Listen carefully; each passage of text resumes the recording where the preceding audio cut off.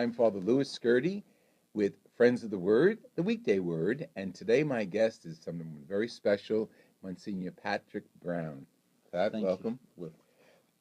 We are in the Christmas season. You may not see this during the Christmas season, but that's all right because the mission in which Pat is involved is so important throughout the year. So if you see this in July, it'll be Christmas in July, and let me tell you why it'll be that important. Tell the audience what you do, Pat, at Catholic Charities. I have a threefold position. One is I deal with what we call mission, and that's our Catholic identity in our 61 centers throughout Passaic County, Morris County, and Sussex County. The agencies are very much driven by government, whether federal, county, or local municipality. But the Diocese of Paterson is also a major proponent of financial support of the agency and to keep our Catholic mission and our identity very much up in the front of the agencies, because Catholic social teachings are so important so that people of all faiths, colors, and creeds are served and get the services that Catholic Charities really provides. I want to use the scriptures, Pat, as a jumping off point to continue what you're saying. This is from Matthew's Gospel, chapter 22. The Pharisees had heard that Jesus silenced the Sadducees, so they gathered together. And one of them, a scholar, tested Jesus by saying, "Teacher, which commandment of the law is the greatest?" He said to him, "You shall love the Lord your God with all your heart, with all your soul, and with all your mind. This is the greatest and first commandment. The second is like it. You shall love your neighbor as yourself. The whole law and the prophets depends on these two commandments." Isn't that so much a part of your ministry? That is our ministry. Love of neighbor. And for us at the agency, it starts at 4 o'clock in the morning.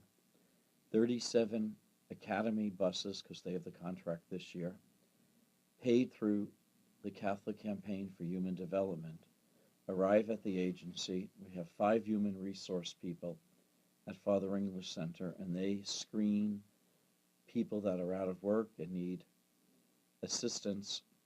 And we have contracts with 19 hotels in North Jersey. Those people board the buses at 6:30. They leave off their 508 children. And when those children come into the center, a full hot meal is fed to them. Almost 400 leave at 7:45 to go to their regular schools, so we put them on the buses. The other 104 stay with us all day because they're 4 years and younger, and in the program called El Niño del Mundo, which means the babies that show Christ's face. And then at 3 o'clock in the afternoon, all of the children reemerge at the center, and they have homework, playtime, computer study, and at 5 p.m. a full dinner is fed to them. And roughly between 6 and 6:30, the buses from all the hotels throughout North Jersey return to Father English Center at Catholic Charities. People get off, pick up their children, and these poor children have the longest stay because their moms and dads, who worked all day as chambermaids, cleaning the hotel lobbies and different facets of it, have to board public transportation for another hour or so to get back to their homes. Now, these families are homeless? No, these families... Just the working poor? The working poor, they weren't working. Some live in the shelter, and the Diocese of Paterson has 2,720 apartments. All the large buildings you see from Route 80 belong to the Diocese of Paterson, and ultimately goal of these people is to be able to work and qualify for a minimum rent and have their families raised in our houses. Our housing is called Elizabeth Ann Seton, St. John Neumann, St. Catherine of Siena, and they're just magnificent apartments, and they're manifested. When these people leave in the morning for work, the next phase of our center opens. 5 vans travel throughout the city of Paterson under Route 80, pick up the homeless, usually roughly around 165 people, bring them to the center. They're deliced, showered, and we have 3 phenomenal elderly sisters of charity who are medical doctors come down every morning from the hours of 9 till noon, address the ulcerated legs and feet of all these people, and inject those that need insulin and other complications with their illness. We redress them with clean clothes, and we bring them to Eva's village where they have a beautiful hot meal every day. And God willing, we can place them that night in shelters. Some of them, because of their illnesses, go right back out to sleep outside and to sleep in the street. But every day, our center cleans them up, takes care of them, and shows the love of neighbor to the least of our brothers and sisters. It's so important that our audience is getting a full view of what happens. And that's only in that's Patterson, right? And the Catholic Charities mandate taking the gospel and bringing it to the people and serving the people. Now, there's no proselytizing, right? We don't preach to them. We just... Now, most people that are even in the Diocese of Patterson have no knowledge of all this work each day. Yeah, that's amazing. That are weekly churchgoers. Now, in Passaic, the city of Passaic, our major focus is physical and sexual abuse of women.